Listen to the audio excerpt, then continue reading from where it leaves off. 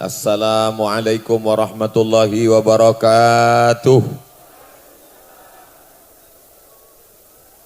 Dari bunyi sambutan salamnya banyak yang belum sarapan. Assalamualaikum warahmatullahi wabarakatuh. Apa kabar bapak-bapak, ibu-ibu semua sehat? Api? Waras? Sugih? Insya Allah sing melu acara iki podo kabeh mlebu nang surga.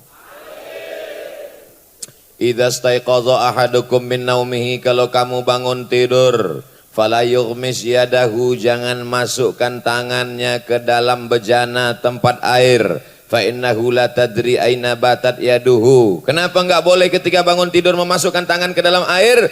Karena dia tidak tahu tadi malam tangannya nginap di hotel mana.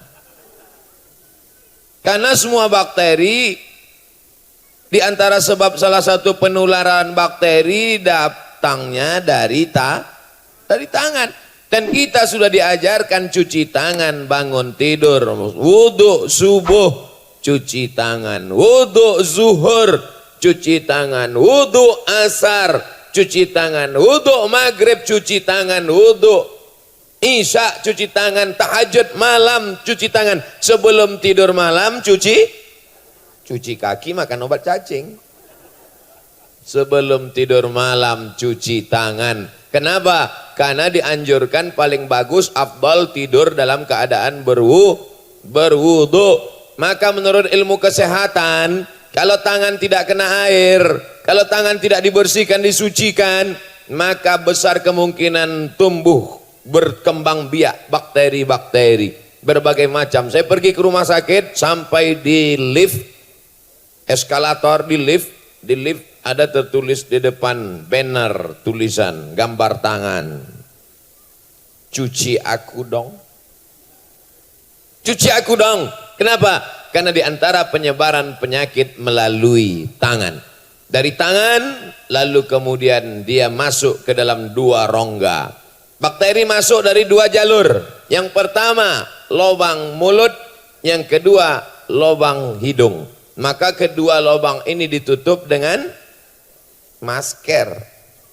Tutup. Gimana mau ceramah? Mau pergi ke Makkah, banyak jamaah haji, jamaah umrah menutup hidung, menutup mulut. Kenapa? Karena penyebaran penyakit bakteri, kuman, virus melalui dua jalur. Bapak Ibu pernah nggak ngelihat orang nyumbat telinga? Nggak ada. Yang nyumbat telinga peka. Yang nyumbat telinga karena bising. Tapi bakteri melalui mulut. Dalam Islam diajarkan menjaga kebersihan mulut. Laula ana syuqa ala ummati. Kalau tidak memberatkan bagi umatku, la amartuhum bisiwak, aku suruh mereka gosok gigi inda kulli shalah, setiap mau sholat gosok gigi. Makanya kadang imam-imam kita ada siwak di kantongnya, siwak besar di kantong. Sebelum mengangkat takbiratul ihram, luruskan saf, lurus. Pernah nggak ngeliat imam pakai siwak? Kenapa? Bersih. Kenapa mesti pakai siwak? Kenapa nggak pakai rotan? Kalau hanya yang dianggap siwak, pakai kayu siwak karena ada ujungnya yang bersabut, kenapa nggak pakai sabut kelapa aja? Bukan masalah sabutnya, tapi yang masalah adalah di dalam siwak lebih dari 100 keutamaan kelebihan. Menghilangkan ulat gigi, menghilangkan bau mulut, menghilangkan bakteri, menghilangkan kuman. Saya nggak mau lagi pakai siwak, Ustadz. Itu primitif orang zaman dulu. Kita ikut sunnah Nabi Muhammad SAW. Dan alhamdulillah sekarang siwak sudah ada dalam bentuk pasta. Tangannya bersih, mulutnya bersih, hidungnya sekarang. Hidung sebelum berwudu pasti ambil air, masukkan ke hidung, namanya istinsak. Kuat, bukan cuman itu, belum sarapan, masukkan hidung, keluar tai hidungnya semua, upil-upilnya 3 on. Upel aja sebesar ini habis hilang semua, apalagi bakteri-bakteri habis. Hidung bersih, mulut bersih, tangan bersih, kena juga sudah ajal, usahanya sudah.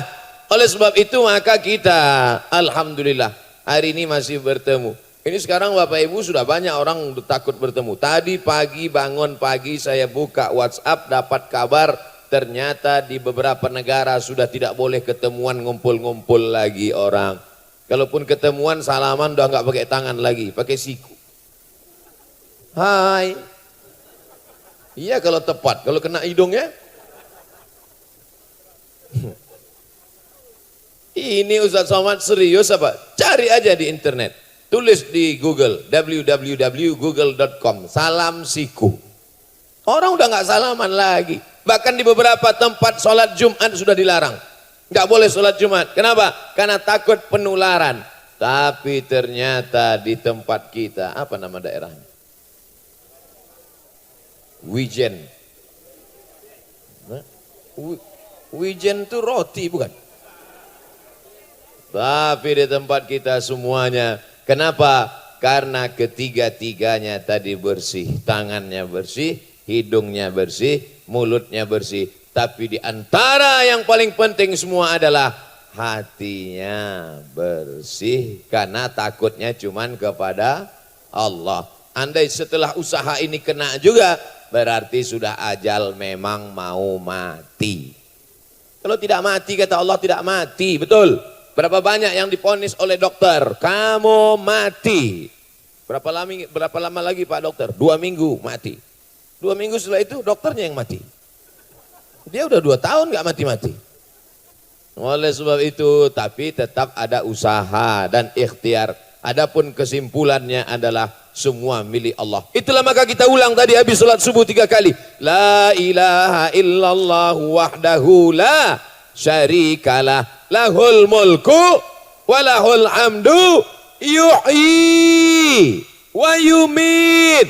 Allah yang menghidupkan, Allah yang mematikan. Wa huwa ala kulli syai'in qadir. Saya yakin dan percaya Bapak Ibu semua bukan hanya ngomong, bukan bim salabim, bukan abrakadabra, tapi itu diucapkan di mulutnya dan dalam keyakinan yang penuh dalam hatinya. Insyaallah hasbunallah wa ni'mal wakil, ni'mal maula wa ni'man nasir, wala haula wala quwata illa billahil aliyil azim. Bapaknya sudah paham, ibunya sudah paham, ustadznya insyaallah paham.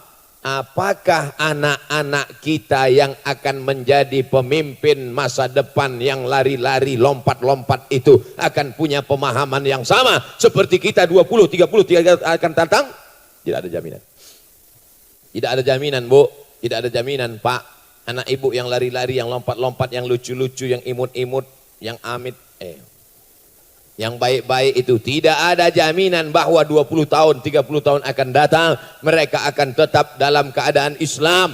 Begitu banyaknya serangan, merusak kepala mereka, akidah mereka, sekuler, liberal, ateis, yang dari dalam, yang dari luar, merongrong keyakinan.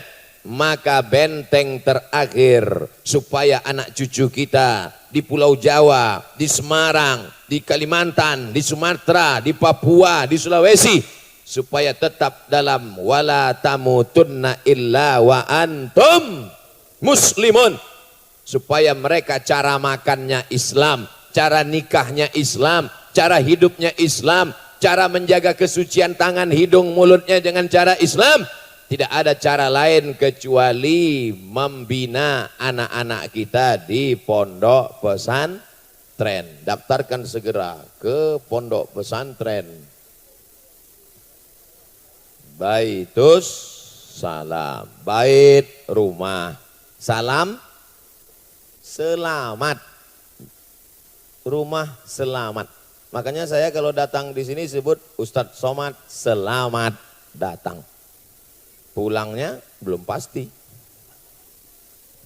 Saya di mana-mana biasa kalau ceramah dijemput pakai pesawat, jemput pakai mobil. Baru sekali ini naik ambulan.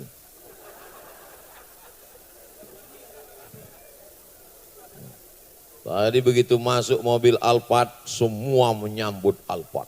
Saya di belakang naik ambulan, wah nggak ada yang nyambut. Berkesan, itu paling berkesan dalam hidup saya. Nanti kalau ditanya, Ustadz selama ceramah mana yang paling berkesan? Naik ambulan dulu pernah. Kapan itu? Waktu musim corona. Masya Allah, tabarakallah. Oleh sebab itu maka Bapak Ibu yang dimuliakan Allah Subhanahu wa Ta'ala, kita yang sudah hidup di dunia di alam fana, tak lama lagi kita pun akan mati meninggalkan dunia. Siapa yang akan kita tinggalkan yang akan mengisi Surabaya, Yogyakarta, Semarang, Solo, yang mengisi dunia ini adalah itulah anak-anak kita yang lucu-lucu, yang lari-lari, yang lompat-lompat sekarang. Mereka sekarang memang nggak terlalu memperdulikan ceramah saya.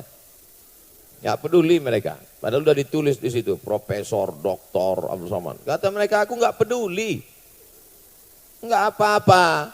Tapi insya Allah mereka di masa akan datang kita jaga akidahnya tetap ahlus sunnah wal jamaah. Bukan syiah, bukan khawarij, bukan murjiah, bukan qadariyah, bukan mu'tazilah, bukan jabariyah. Tapi ahlus sunnah wal jamaah yang mengikuti Quran dan sunnah Rasulullah sallallahu alaihi wasallam. Abdul Somad tabligh akbar ceramah paling cuman sekali. Habis itu enggak datang-datang lagi. Siapa yang akan menjaga akidah mereka? Yang menjaganya adalah pondok pesantren. Ini dibuat tembok. Kenapa dibuat tembok? Supaya tidak masuk maling, pencuri, binatang buas. Supaya tidak masuk yang merusak.